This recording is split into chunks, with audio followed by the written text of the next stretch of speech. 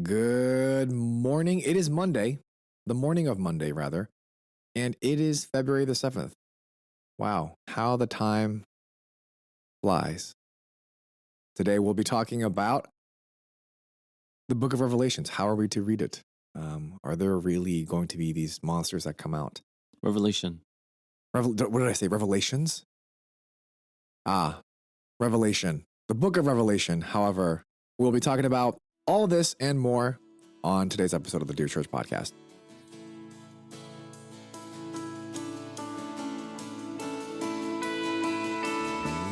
Welcome to the Dear Church podcast, where we exist to fill your ears and your minds with the study of God to see the world as disciples of Christ. My name is Samuel, and with us we have Pastor Eugene. After your sermon 2 weeks ago, multiple people came up to me and said that I wasn't living up to the name. So I thought that was quite interesting. Yeah. Multiple people? That's good. I think like 4, including my wife. That's great. And so that was, but today we will be talking about the book of Revelation. Not all of it. No, not all of it. You actually did a summer class on the book of Revelation. Just the first 3 chapters. Yeah, which I thought was great and helpful. But today I wanted to hone in on the book of Revelation. Last week we talked about the last days, the end of times, and I think we didn't really get into this final book of God's scriptures. I think sometimes this book can be daunting to read. Not only is it difficult, but there are scary monsters in there that I'm not really a fan of. And so I wanted to just go from general to specific. So first of all, generally, how are you doing today, Pastor Eugene? Great. How about you, Sam? I am average. And specifically, how are you doing? Great. Me too. We just came back from a retreat. What a blast. Yes. Now I'm ready to do family worship. But, I wanted to just, I guess, generally start with the book of Revelation. How should we read this book? How should we interpret this book, Pastor Eugene? Oh, that's a great question. You should interpret it like every other book in the Bible and using the hermeneutics that we've been using for thousands of years. And, this is obviously a book with a lot of pictures. Yep. And so, we have books like that in the Bible as well, like Daniel. Yep. And Ezekiel. Yep. And so, we already have Old Testament books like that. And this is the New Testament book, very similar to that kind of writing. So I guess a lot of questions arise from just that main question of how we are to interpret this. We talked about symbolism just now. Mm-hmm. There are people, faithful Christians, that would interpret this book literally. So could you just give an argument for why symbolic? I mean, is there anything in the book that says that this is supposed to be symbolic, or where do we even get that idea that this is a symbolic rather than a literal writing? I mean, the Bible uses a lot of symbolism, not just in the books that we've mentioned. Take, for instance, the very popular passage from Isaiah 6, right? When Isaiah sees the vision of the condescension of God. Right. Was that the literal, is that literally how it happened at that time, at that place? Or was he seeing a vision of what was to come, right? Yeah. And so obviously now we know this is like the condescension of God, meaning Christ. And Christ even continues to quote that part where God told Isaiah to say, you'll be hearing of, but never understanding, that kind of thing. But, and so there are places that you will have to use discernment to know, is this literal? Is it allegorical? Is this a metaphor? Is this, a command? It's law. Is it law? Those things. That's why we have teachers. And, this is how we've done it.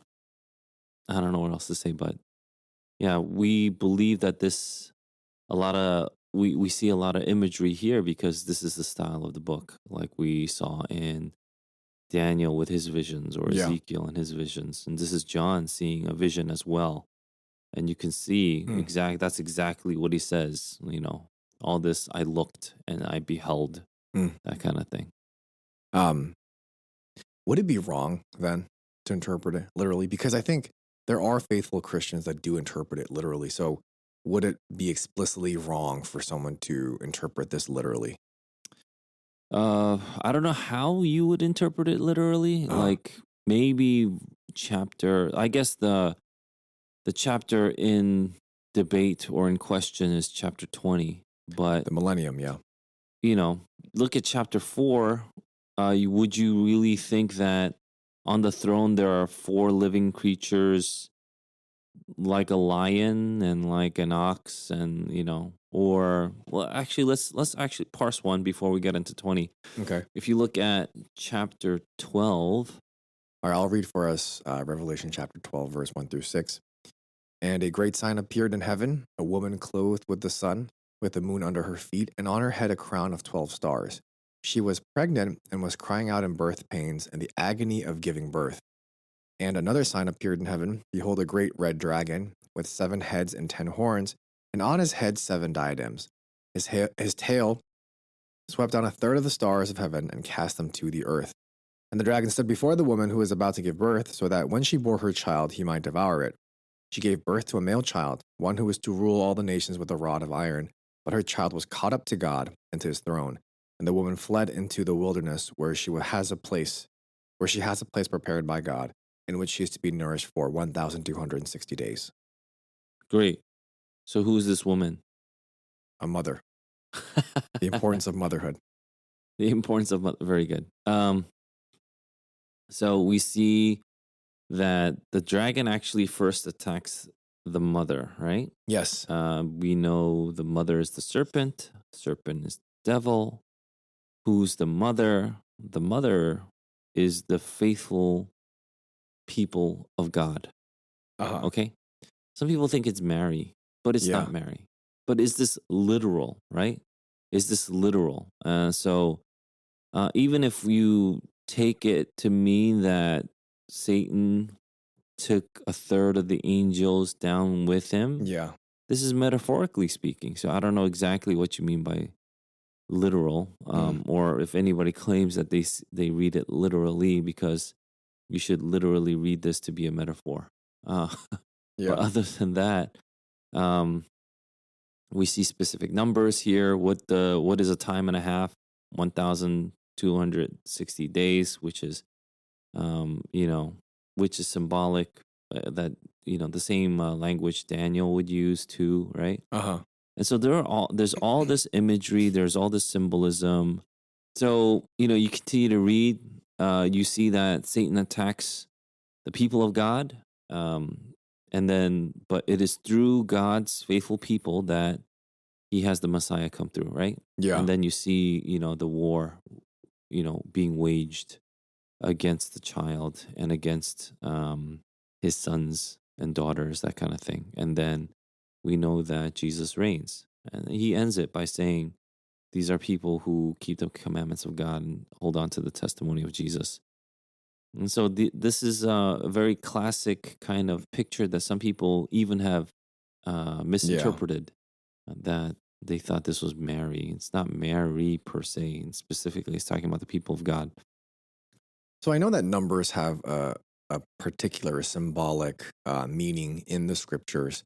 Like we just read in verse 6, it's not explicit, like it's not literally 1,260 days.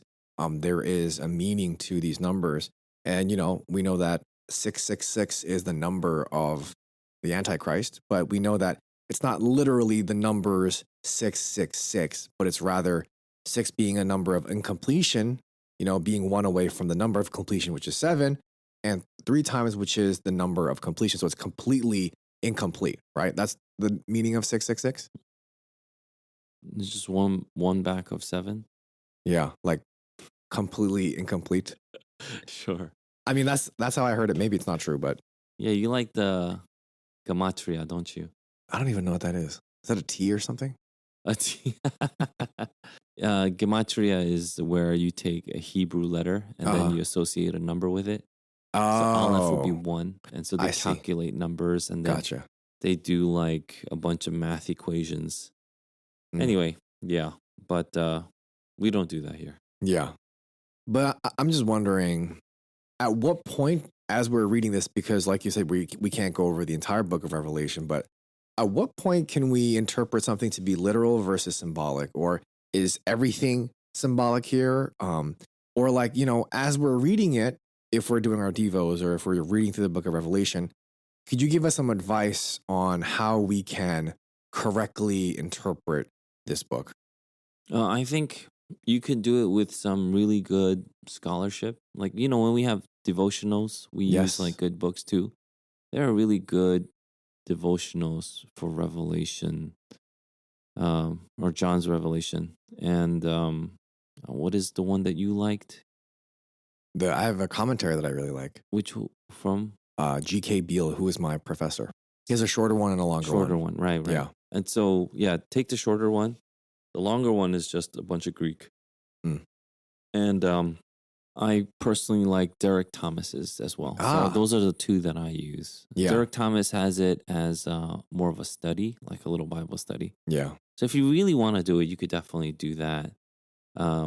Just take one of these books and go along with it with a group of people or with your pastor, or have it, Yeah. maybe your pastor will do like a church study During the summer. Yeah, during the summer for like 7 weeks. Oh, that'd be great. Yeah, right? Yeah.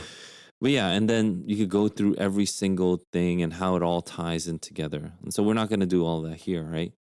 But yeah, all these verses tie in together, and they reference back to each other as well as back to like the Old Testament prophecies, and it's just showing us that this is God's plan. This is God's ordained plan, and how it's being carried out. And one thing that we can know for sure is, as you read Revelation, is that there is an enemy that is the strongest, I guess, creature in the physical world, right? Yeah. But there is a God who is stronger.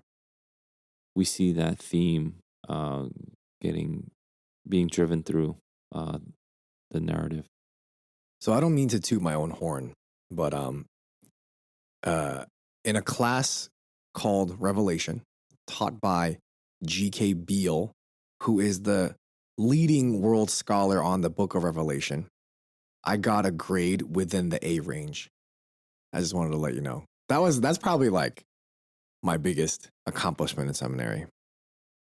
Yeah, I heard he was nice. No. He He's really not was not. nice. No, he's not really known for being nice. He's actually known for being quite harsh in grading. But yeah, I was pretty So you should do some of this stuff. No. This was years ago. But if I could actually say something about Revelation 1:1, we talked about whether this is literal or symbolic. The way that Dr. Beale explains this, just like you were saying, is Revelation 1:1, the way that it is read, and I'll read that for us. Revelation 1:1 reads, "The revelation of Jesus Christ, which God gave him to show to his servants the things that must soon take place. He made it known by sending his angel to his servant John." He made it known, the made it known verb is actually used in Daniel chapter 2 as well. And the way that it's used in Daniel chapter 2, verses 28 to 30 and verse 45, is referring to symbolic communication and not just mere general conveyance of a message. And so... You mean in the Septuagint?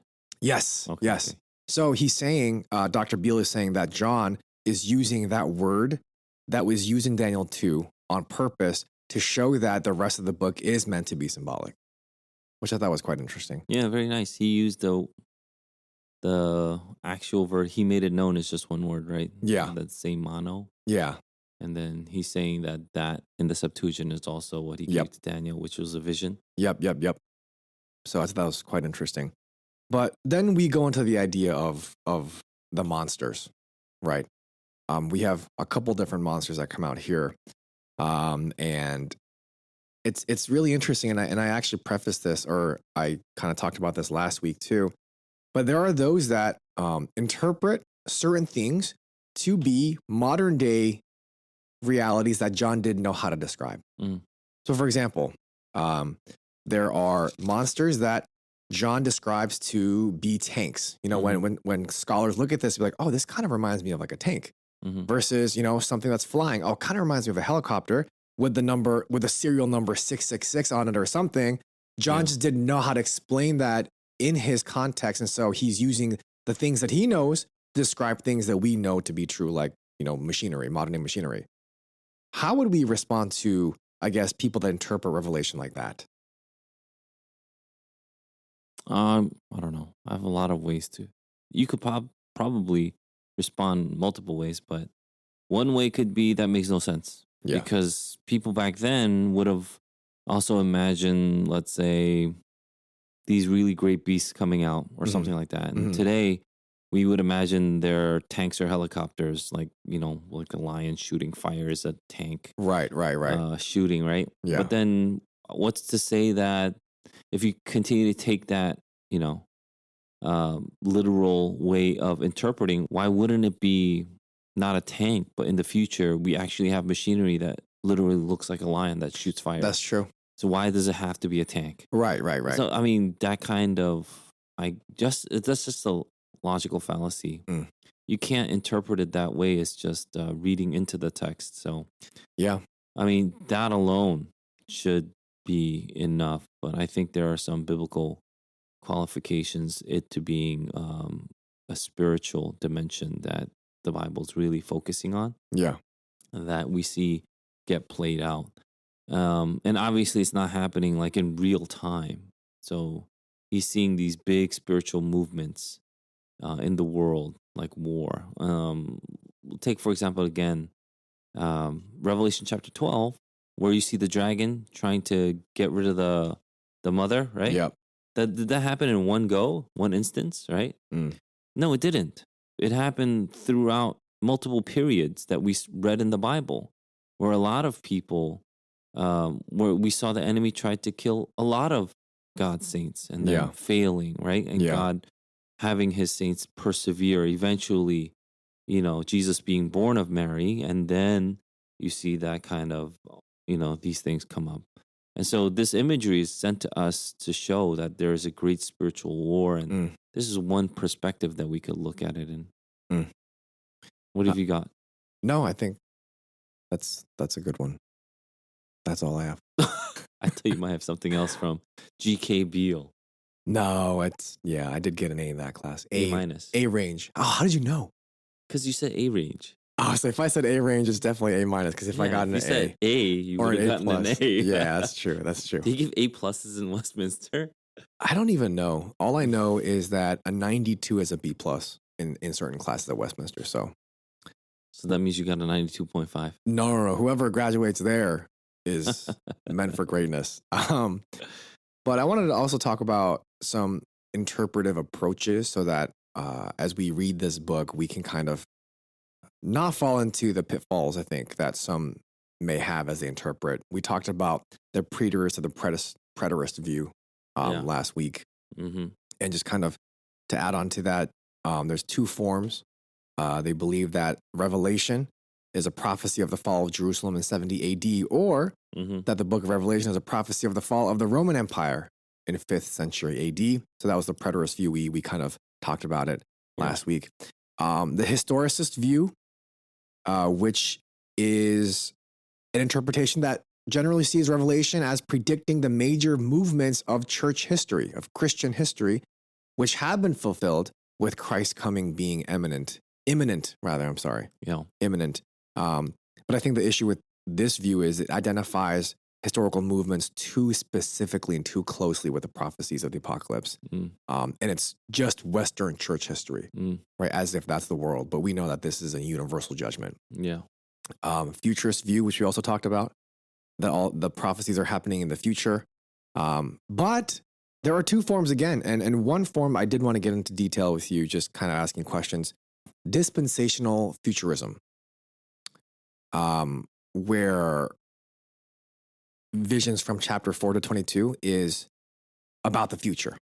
right? Yeah. And the thing with dispensational futurism is that it interprets very literally and generally sees the order of the visions as representing the historical order of future events. And this is all from Beale's commentary.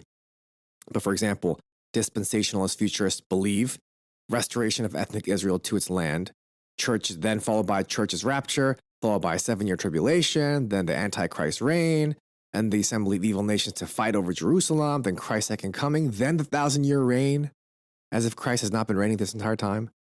And then Satan's final rebellion at the end of the 1,000 years, and then it's Christ's eternal reign with the saints. Well, I don't think people necessarily know all the nuances to the millennial views. And so it's not like, oh, and then the tribulation happens. So yeah, with each millennial view, there are nuances and there are differences. And this is what church fathers have technically been arguing about for a very long time. People that we all respect, even people that we read commentaries of, they all have different views. Oh, yeah. And so, yeah, I mean, I don't know if I can really say any of these views are terrible or would lead to some kind of like grave error. Yeah. But they're worth mentioning and then seeing if the Bible does support their view. Maybe they are lacking in some areas, and maybe some areas need to be explored. I don't know. We'll see. Yeah. This is a discovery podcast. The Discovery Channel. So, I mean, that's dispensational futurism in a nutshell. Then there's modified futurism. And these are all just terms I just wanted to just briefly go over just so our listeners are aware, which doesn't interpret as literally as the dispensational futurists. They affirm that the church is the true Israel, that there is no pre-tribulation rapture. Idealist view kind of sees Revelation as a symbolic portrayal of the conflict between good and evil. So it's not very specific. And then the fifth view, which is the eclecticism. This is G.K. Beale's view. Acknowledges final consummation in salvation and judgment.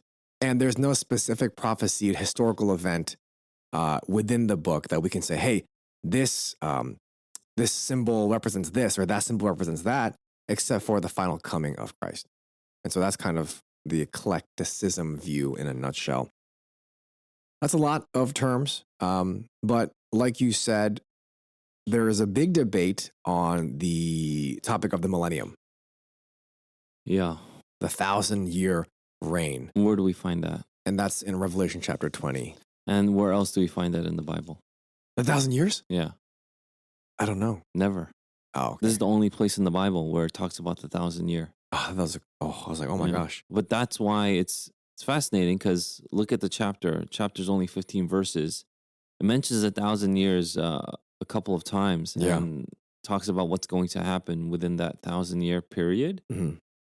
But there's no reference to it anywhere else. And so that's why there's so much debate. Vigorous debate around this millennial. So which is it? And then there are, I guess, basically what you've read were branches of what, let's say, Sproul or Grudem would take 3 big branches first, right? You know what they are. Yeah. The premillennial, postmillennial, and amillennial. Right.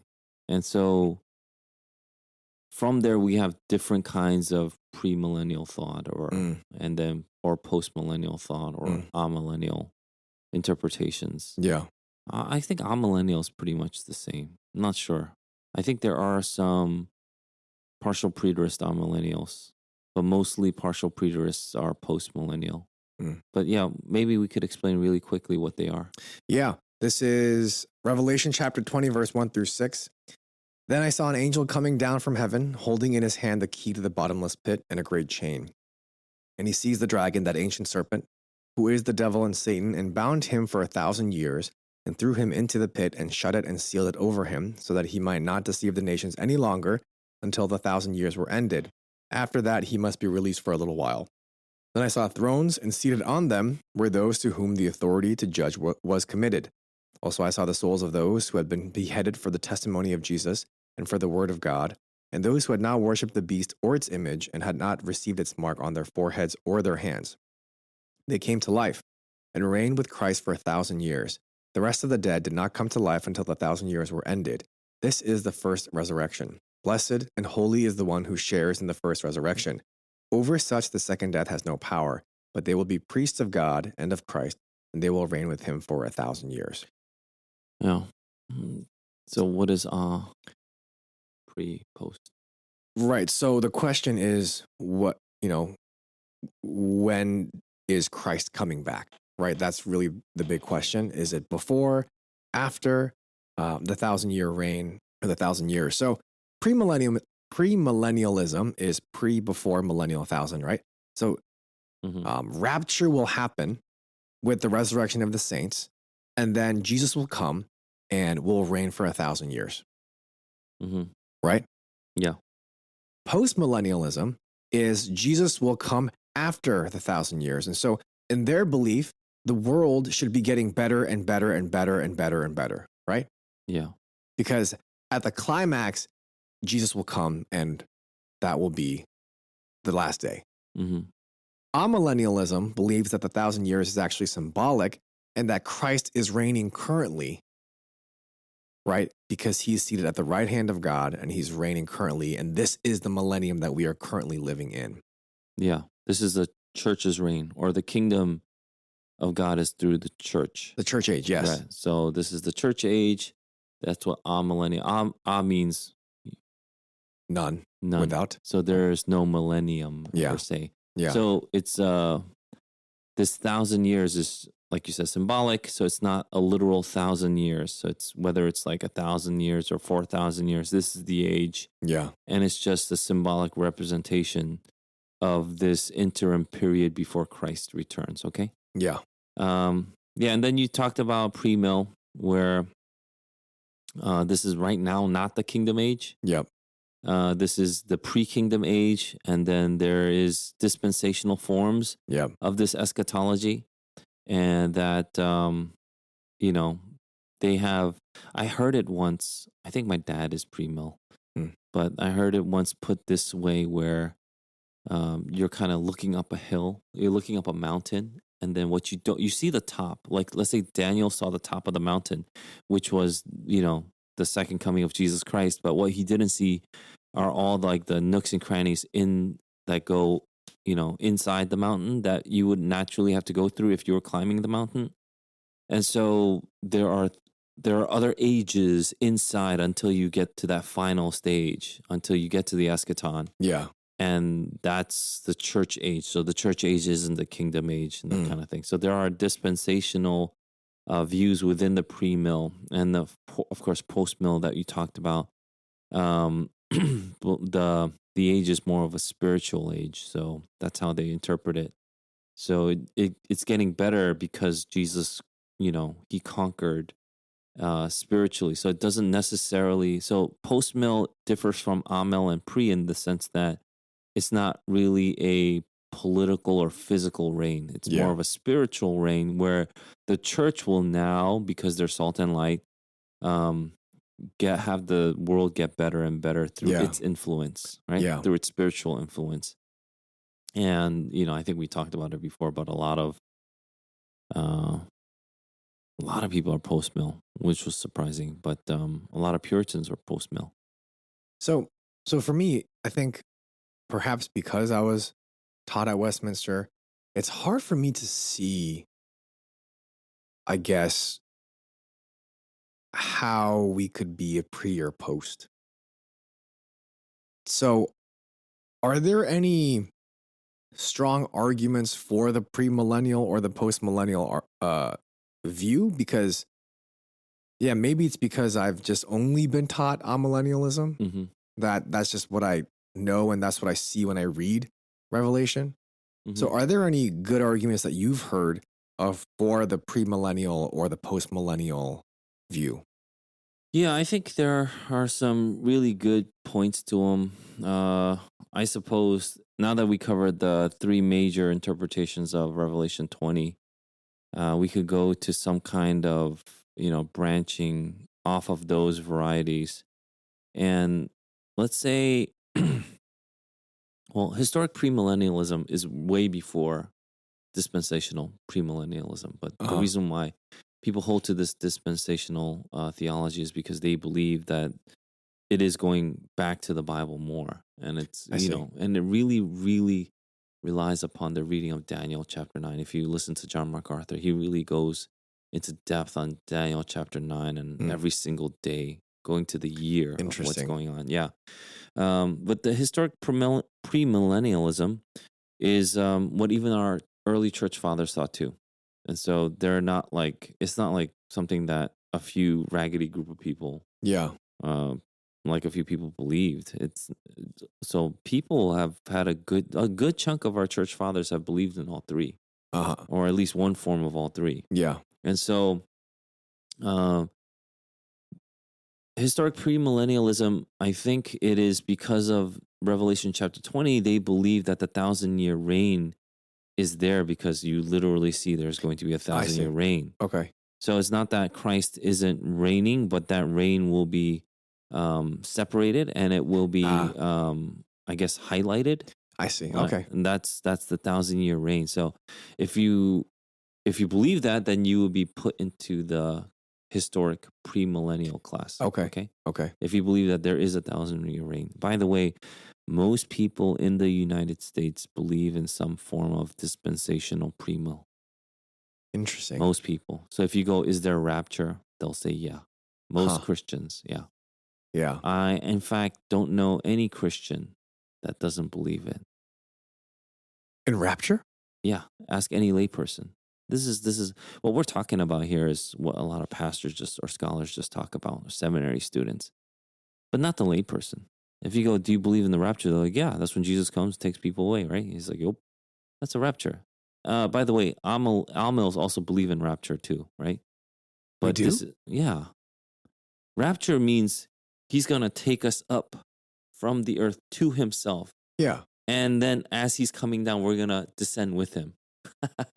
Oh. So, but then premills will believe that he's going to take the people up to himself and then reign for 1,000 years. I see. Okay. While people here, suffer, that kind of thing. Or, yeah. So there are ways of interpreting that are slightly different, but yeah, in the classic sense of rapture, Amils don't believe in like the rapture that we've been taught. Like, rapture just means taken up. Yeah. So we will be taken up to Jesus or with Jesus as he comes down to reign in his second coming, And so those are things that we all should believe. It's just a matter of exactly how that's going to go. And that's where the differentiation lies. And then post-mill is definitely something where they believe that it's going to get better and better and better. And then the 1,000 years are going to come. And then we see that because of, how we are called to be the salt and light to better the world. I see. Yeah, that kind of thing. I don't know if I did post-mill justice, but I believe that's the basic gist of it. We can go into a little deeper, I suppose. You mentioned dispensation and dispensationalism a lot. And I think maybe perhaps not all of us may have an understanding of what that is. So could you just kind of briefly explain to us what a dispensation is and what dispensationalists believe in? Yeah. Basically, dispensational belief, or the teachings that dispensational believe and hold on to, is that there is a significant difference between Israel and the church. Yeah. Yeah. And so God's plan of redemption for the church and for Israel are different. Yep. And so because it's different, then you would start reading scripture differently when it refers to Israel in the Old Testament, or let's say in the Psalms. We could say that's specifically for the nation of Israel, meaning the Jewish people who are still remaining faithful to the Jewish laws and things like that. Yeah, we technically don't believe that. We don't think that there's, well, you and I, we don't think that there's anybody that's really adhering to Mosaic laws now. It's impossible because you can't give sacrifice. Mm-hmm. And then, through rabbinical traditions, they did away with sacrifice. Yep. But, then you're still not following Mosaic tradition. I think they did some wizardry there. Yeah. And they got rid of it. But yeah, that's one really major significant distinction. Yeah. That they believe Israel and the church are different groups. But we don't believe that. Even traditional premill doesn't believe that. It's just dispensational. Okay. Okay. And so we believe, like the vast majority of people then, or theologians would believe that the church and Israel, or all the people of God, is just one cohesive redemptive narrative that you see from all the way from Adam to like Abraham to Moses. It's just one stream, one flowing stream that ultimately goes to Christ. Mm-hmm. And so it's through Christ. And I don't doubt that, John MacArthur believes that Israel will be saved through Jesus Christ, but just in a different way. That's how he thinks. I see. Yeah. So, well, I mean, we mentioned before that Pastor John MacArthur is dispensationalist. So what you were saying is that the main point of dispensationalism is that God's people are in two different categories: ethnic Israel, like actual Israelites, and the church. Yeah, that's a major difference. There's other differences, like people post millennium will also are different from the church because it's a different age. They're different dispensations, right? I see. It's a different age. So I'll take for example, a classic dispensationalist, which I don't think John MacArthur is. I could be wrong. But a classic dispensationalist will believe that the Sermon on the Mount is not for us today. It's for people in the future. It's for the future age. After the church age. Yeah. Because the church will be raptured. Yeah, I mean, this is the current age, right? I see. Okay. So the current age is not the post-millennial age. When chapter 20, verse 5 says the first resurrection, that's what dispensational premillennials think. That's the first resurrection. There's a second resurrection then, right? What's the second resurrection? And so you'll have to go through things like what it says in 1 Thessalonians and places where it talks about the resurrection. Mm-hmm. And so, this is only the first resurrection, which implies there's a second resurrection, which implies that there's time between the first and second resurrection. I see. And things like that. So it's Jesus does come again for the dispensational premillennial, but he comes kind of like secretly. He's like a ninja. Like he comes in like a ninja. He raptures people. And then later on, after the Great Tribulation, then he's going to come. That's the true parousia, the second coming. I see. Okay. Yeah, our millennials don't believe that. Our millennials believe that when he comes, he comes. And then when it's raptured, that's all part of the parousia. Okay. Yeah. And so the tribulation for the amillennials happen now. There's no special time, and we're not exempt from the tribulation. Yeah. The great suffering that the church goes through is happening now, and that kind of thing. Okay. Again, I don't want to leave post-millennials out of this. Post-millennials believe that this is more of a spiritual kingdom, right? The kingdom of God is a spiritual redemption. It's not an earthly or political transformation. So they honestly, like most post-mills, have a very optimistic view on life because it's about the Great Commission continuing to go out. And as the gospel is proclaimed, the world is slowly changed better and better, right? That's the post-millennial. And then so the 1,000-year reign of Christ has not begun yet, but it will be ushered in because of the continuing increase of Christian influence in the world. Right? I see. That's the power of the gospel. That's how maybe you've heard it preached. They won't say, I'm a post-millennial. Interesting. So you've heard all this language. It's just we haven't categorized it right in preaching. Yeah. Right. But then I guess, just kind of hearing what you were saying about postmillennialism, it brings up the question, well, doesn't it actually change the world though?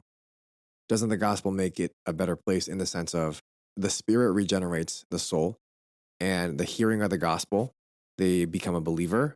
And because of that, they live as Christians, sanctification. And isn't that making the world a better place one person at a time? Okay, you're a post millennial. No, no, no, no. I'm just saying, no. I'm just saying so. That's what you are. No, That's but the post millennial position. no, I'm just saying, but that also is true though, because I'm an amillennial. But you just want to be. No. I think you just want. So I'm millennials. I'll tell you what you believe. How about that? Millennials believe that it can get better and it can get worse. That's just, even when people believe. I agree with things that. could get worse. Yes. Or things could get better. Yes. Okay. It's not necessarily dependent. The historical narrative isn't necessarily dependent on the world increasing and getting better. Okay. Right? Yeah. And the gospel being preached, it will make some places better, or it can make some places more corrupt. Yeah. Like, take for example, if you're an amillennial, you would probably look at like China or something. I see. Yeah. Yeah, I'm with you there. So. Well, I didn't say what I was. But I think I can infer. But yeah, I mean, all of this is really interesting because, like you said, a lot of church fathers have been premillennialists, postmillennialists, and millennialists. And so, I mean, I don't think by any means, if you are believing in pre or post, that you're not a Christian.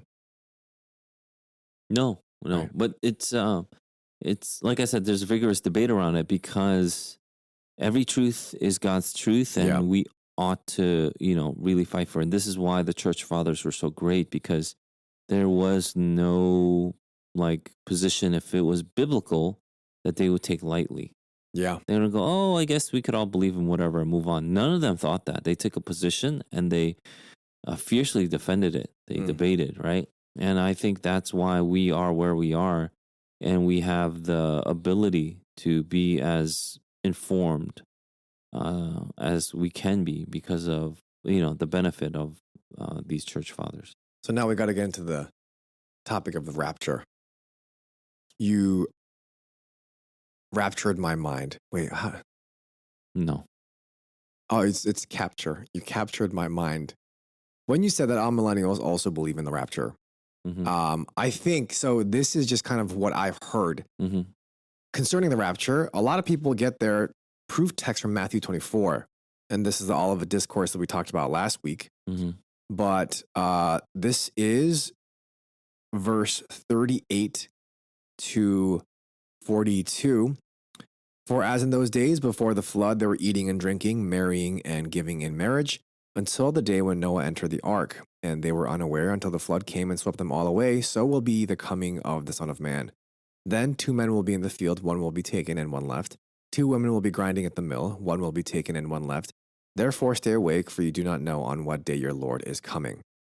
So, I think people can read that and think, well, here we have a perfect example of rapture. There's a series called Left Behind, I think. And, it just talks about rapture, how Christians will be raptured and the non-Christians will stay on this earth. Well, it's the non-Christians. Well, it depends on what kind of form of pre-mill you think you're thinking of. Certain forms of dispensationalism will, they believe that trial or the tribulation is there so that the people that are remaining can, have the opportunity to be converts. Okay. Yeah. So is there truth to the rapture, or is this myth? No, the rapture's there. Rapture's going to come. He literally says they're going to be taken. What does that mean, though? Is it going to be a pre-mill rapture? Is it going to be a post-mill rapture? Or is it going to be an amill rapture? And like I said, even amills believe in rapture in the sense that unless you're a preterist. Because then you believe that everything happened. All of this already happened. Right. So we are the left behind. Yeah. Oh in no. a sense. Okay. Yeah. So all the millennial views are all non-preterists. Okay. Okay. But yeah, like I said, with the Amil, this is people don't know about this one, I guess, but you get raptured to Jesus. Rapture literally just means taken up, right? Yeah. And so you get raptured to Jesus as he descends for his ultimate reign in the parousia. Um, when there's there's an illustration I used. It's let's say in the Roman era, let's say the generals came back from war, and they had a huge victory, right? They would stand outside Rome, which was the capital, and they would wait, and then it would build up excitement. Mm. But all the citizens of Rome would also come out. Ah. And so in the processional, when they come into the city of Rome with, Yes. the trumpets ablaze and things like that, like all the fanfare, the citizens of Rome line up with the generals and his armies. Yep. And they go in the back. It's a very similar concept, the rapture. So when Jesus comes with ultimate victory, now this is the completion, like the finality of all the warfare. It's done. This is the parousia, right? Yeah, that's what amillennials would technically believe, that Jesus would take people to himself as he is, fully coming into the new heavens and new earth, right? Yes. Right. I think the confusion comes from the fact that there's so many apocalyptic movies and video games and post-apocalyptic things where you're left behind, and all these different things that we kind of consume as, media consumers, that we kind of read those things into the text as we're reading. And so I think that's what's confusing. If you don't want to be confused, like Pastor Eugene said, grab a nice G.K. Beale commentary. I got an A range in that class, and then, we can have great discussion on the book of Revelation. As we conclude this conversation on Revelation, I guess my next question would be, how should this affect us today? Like we said, there are many different views of how people have been interpreting Revelation. So knowing that there's so many different perspectives, like I feel like some people might panic, like, what is the truth? Yeah. And some people might worry. So No, it does. Yeah, your eschatology does affect what you do current day. yeah. Definitely. Like I said, most American lay people are dispensationalists. They might not consider themselves, but dispensationalists believe that the temple will be rebuilt after the rapture. And so, because the Antichrist has to come, and the Great Tribulation comes then. Yeah. And so there's all this thought there. So that would affect how you think about Israel. Like, if you were a leader that was a dispensationalist, it would affect how you deal with the nation of Israel. Yeah. Who has control over the temple grounds, things like that. Right. Yeah, when I was in Israel, it's fascinating how there's 4 quarters in Israel, which is amazing. There's the Armenians, there are the Christians, the Jews, and then the Muslims. Like there's 4 sections to There are literally 4 quarters in Jerusalem. Yeah. Oh, wow. And it kind of shows us where we are. We're at a war for the holy ground. Yeah. Wow. And so, like, the way you see the eschaton will affect how you view even Israel, how you handle yourself. But that's why it's important. I would say first, there are things that we all agree on, and hold on to those first, and then see if we differentiate, we could differentiate. But if you don't hold on to these basic premises, then I don't think that you're right, which is Jesus is coming again. You have to hold on to that. That's for sure. And then when we see that's given to us as an assurance is in the Bible, we're reading that Jesus will reign. He will win. He will reign. And he will defeat the enemy completely, like absolutely, right? Yeah. And so those are things that we clearly see in the Bible that we can hold on to. And that should affect our day to day. Yeah. And so we should live in the victory that is promised and the victory that is guaranteed and assured to us in Christ and the Word. And so living like that is great. If you want to have a great discussion on which one that, maybe you're a really big post mill because you read a ton of Puritan books. Love to have a discussion with you, maybe learn a little bit more. again, I think post mill is something that I would like to learn a little bit more, but pre mill is something that I hear about a lot Yeah. because of Grudem and MacArthur. Ah, So I believe Grudem is a traditional pre mill. Grudem as well? Yeah, he's a historic pre mill. And so there are these brilliant people, again, brilliant people on Wow. all different kinds of places. Yeah. So I'd love to listen to more. I personally hold to an Amil. You want me to bleep that out? You just do whatever Westman tells you to. How about that? But yeah, I mean, it's one of those things to me, biblically speaking, it makes sense because while we respect all three, not all three can be true. Yeah. I respect my Baptist brothers, but I think Baptists are wrong. And I think if you keep on pushing me, I'll tell you the cons, right? And but then does that mean I'm not going to have fellowship with them? I don't consider them my brothers. I don't, they're like, and so the pushback I always get is like, well, aren't they doing harm by not doing these things that you're affirming in the faith because these are good things that God gave us as a Presbyterian, right? As a Presbyterian polity. And so they're actually doing harm. Well, I mean, I would extend to that brother maybe some caution because if every single difference is a difference that will make you separate and break fellowship and ties, then you'll probably be in the mountain by yourself. Yeah. In what ways can we come together?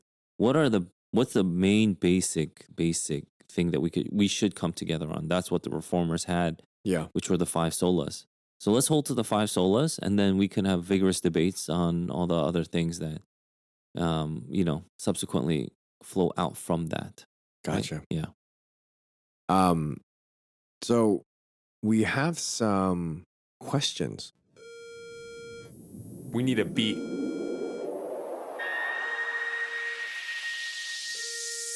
What you got in the bag? What you got in the bag? What you got in the bag? The first one comes from, I don't even want to say who it's come from. It's not from me, though. Brian. No, it's not from Brian. Okay. It's from one of our faithful listeners. How would you best counsel non-believers who have anxiety about the end of the world?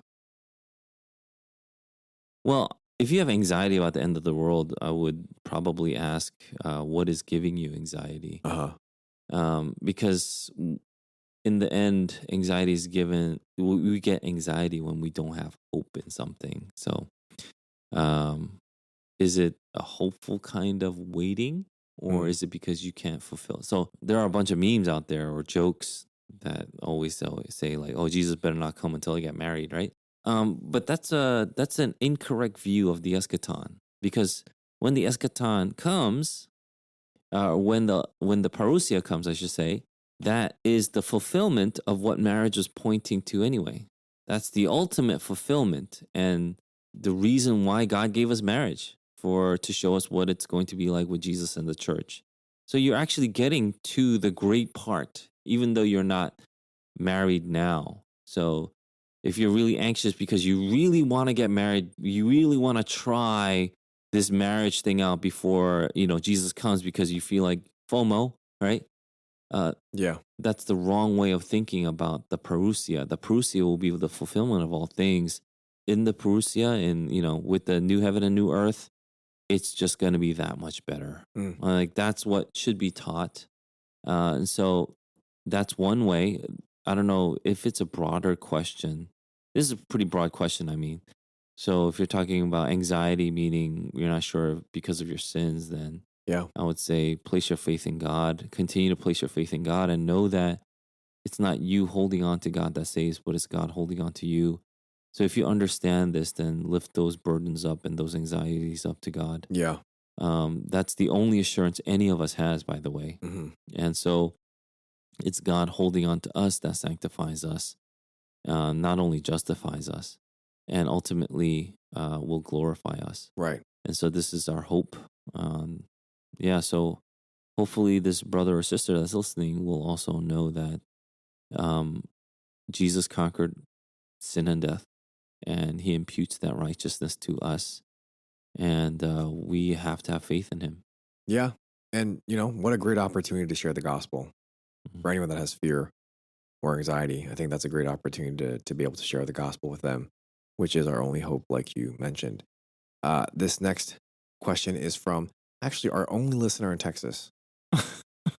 So you know who you are. Yeah. The best listener from Texas. Actually, Professor Beale is down there now too, so maybe. But anyway, should we be concerned if our favorite Reformed preacher has dispensational views in their eschatology? Should we be concerned? This is a very pointed question. Yeah, I think that's a discernment question, to be honest. Yeah. I don't want to say yes or no completely or entirely. Some dispensationalists can lead them to say every other way is just demonic or antichrist. Uh-huh. And you have to believe that, this and this part of dispensationalism. Even my dad doesn't hold on to it like that. He just tries to draw me circles on a paper and say, this is the first dispensation. Uh-huh. And I just kind of listen. I was like, okay, Dad, sure. Yeah. But if your dispensational theology leads you away from Christ being supreme and the only way to God, then that's a cause of concern. My favorite dispensational preacher is John MacArthur. Yeah. I don't know any others, actually. Me neither. So yeah. maybe it's good that there's only one. Yeah. But yeah, I mean, he talks about it a lot, and I can tell this is how he views the world. It does color his lens on how he sees things happening. Like, it has to get worse, right? Yeah. So he just continues to preach, but I don't think it necessarily took away from him preaching the truth and the urgency of the gospel. Okay. And so for that, I appreciate it. And I think that's why R.C. Sproul was able to be good friends with him, calling him Boris, right? Because not many people can stand up for the truth like John MacArthur has. Yeah. And so if the preacher is John MacArthur, I would say, yeah, I mean, I hope you keep on praying for him. But if it's someone that, maybe colors their lens too much with the dispensations, saying you need to believe this and overly they go overboard on all this eschatology that they have, and it can turn into an obsession. And then it would take away from the preaching and the regular, I guess, sanctifying work that the Spirit would do in his church on a day-to-day basis. Because you're always that's where all this Harold Camping stuff comes from, because people are obsessed with that parousia, right? Yeah. The second coming of Christ. So then they'll calculate with gematria or whatever it is, right? To be May something, which is bad. You have to leave that then. This is a follow-up question to that. There's another question from the country of Texas. Country of Texas. Do you think dispensational theology is more concerning than someone who would hold to a different stance on the gifts, baptism, or regulative principle? I feel like dispensational is more concerning because it can lead to a different gospel due to its views on Jews and the church. For example, do you feel like it is more concerning that John MacArthur is dispensational, or that Tim Keller, who has the same eschatology as you all, that's a Texas thing, as you all, but has a different view on ideas of social justice? So, what's more dangerous? Yeah, so I guess he's he or she. I shouldn't expose this man or woman. I guess it might even seem like we're picking and choosing which person that disagrees with us that we listen to. So I guess from that aspect, what would you say is more concerning?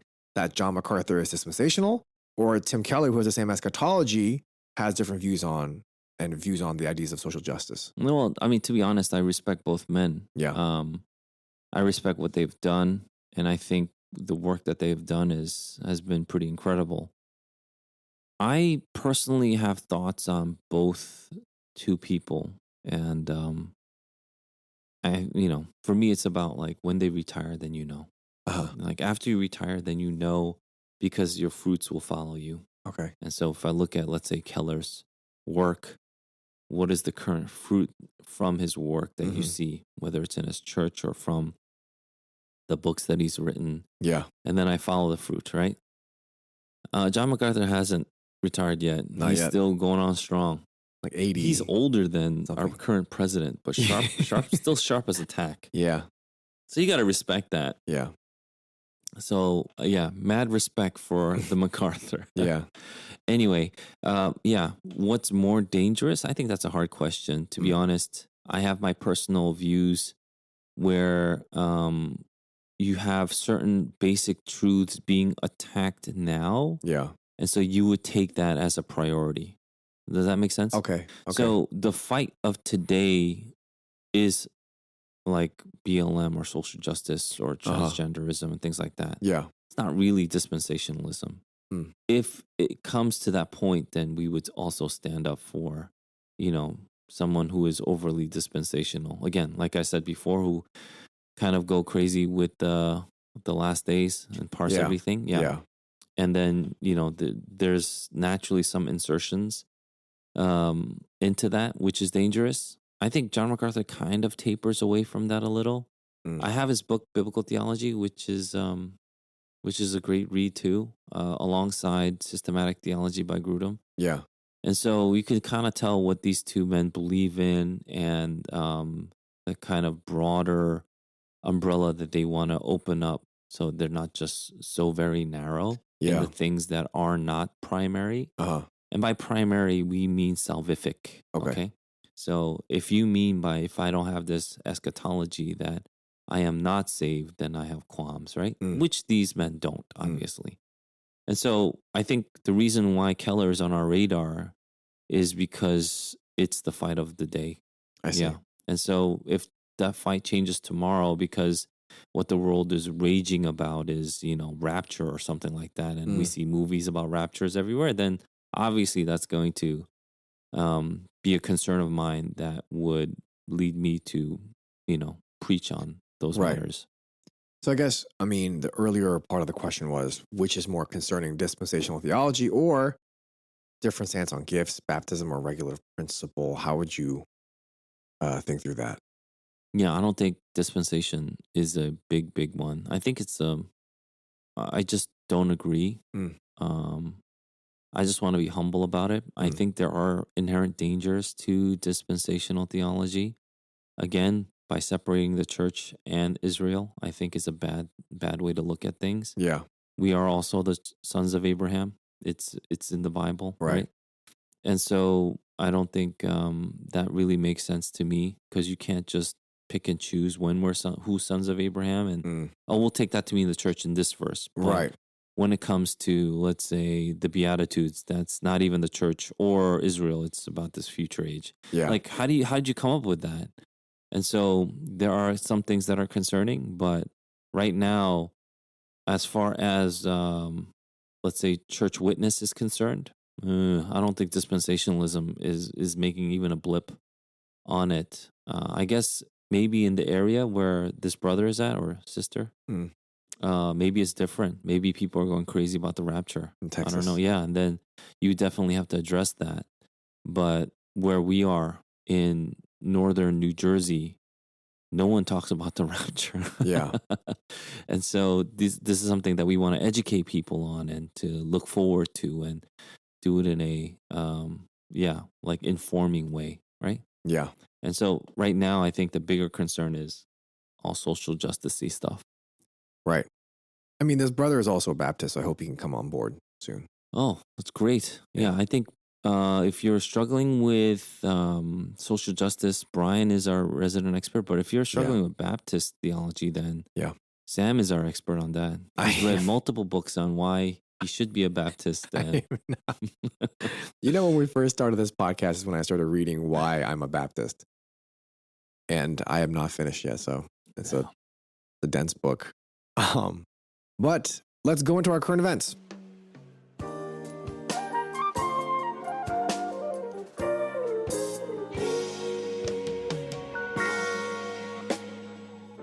And today we'll be talking about the Freedom Convoy that's been happening in Canada, or happened last week in Canada, Canada. And it's these truckers, thousands of truckers that got in their trucks and drove east to Ottawa, where they protested the vaccine mandates that were set by Prime Minister Justin Trudeau.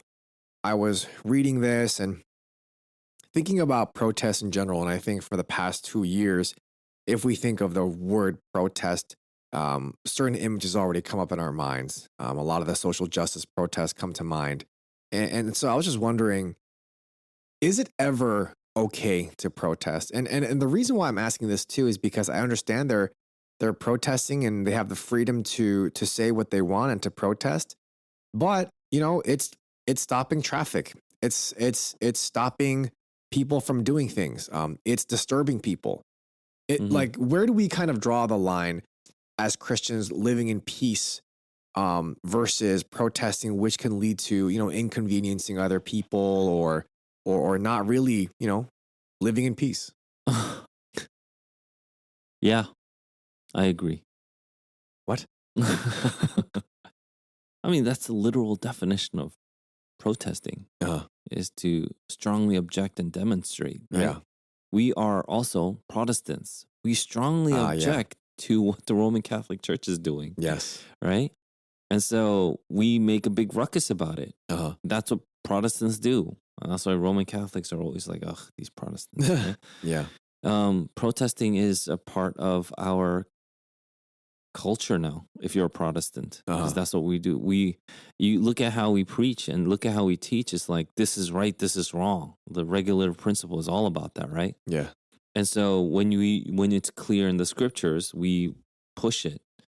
And one of the things that we see with this, first of all, people don't know about this trucker convoy. Oh, really? It's like thousands of trucks. Thousands and thousands of trucks. Yeah. People don't know about it because no one's covering it unless you Oh. look at maybe some, smaller outlets. Yeah. But yeah, it's kind of crazy. I was talking to this one person who is pretty well informed politically, but he mostly just watches the Korean news. But he's pretty well informed politically otherwise. And he had no idea what this convoy was about. I was like, that's amazing, because there's some crazy stuff going on, like where they would pass by and each city would have hundreds of people rallying in support of these trucks that are passing by. When a certain city didn't allow the truckers to stop because they didn't want to support that, it was the Amish community that took all the meat that they were going to barbecue and grill and cook for the truckers, and they put it in their buggies, their horse buggies, and they drove for 2.5 hours just to do it for them. Yeah. That's crazy. These are amazing things that we're getting to see through this convoy, and what they're really protesting is freedom. Yep. And that is I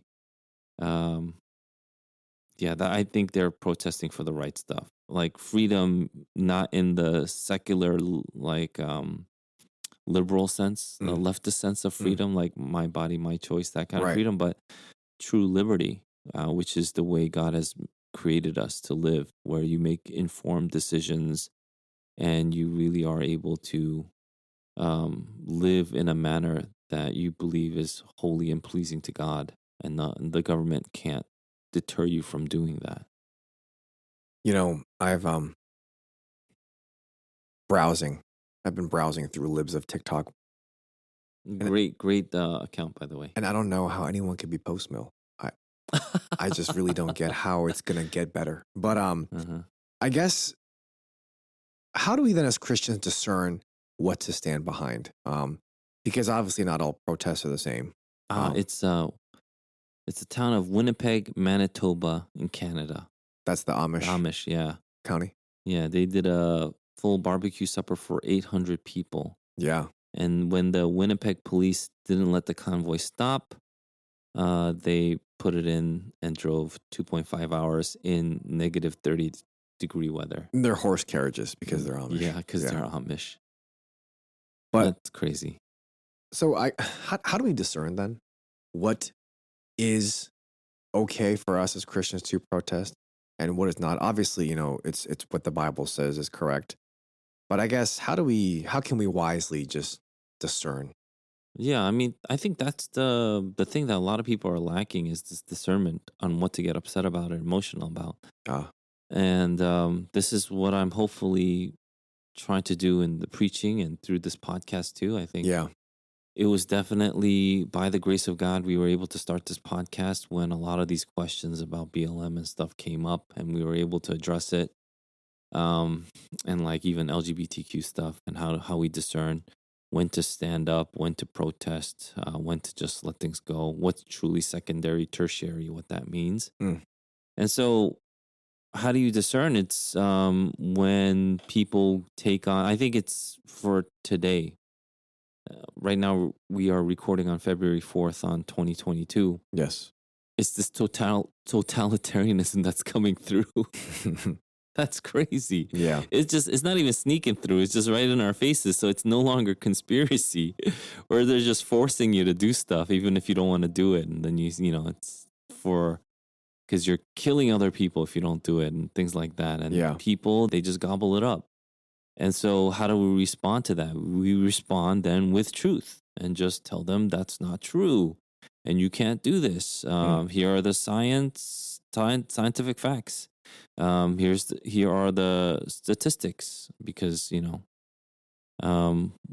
people always release. Apparently, people are releasing these statistics like a year later when they knew about it a year before. Like we knew cloth masks didn't work, and yet people were wearing it. People didn't say jack because they just wanted to instate the mask mandate. Yeah. And now that people are slowly used to the masks, they'll say, "Oh, cloth masks are useless. You got to wear like N95s or surgical masks in the very least." And people will just easily do it, right? Yeah.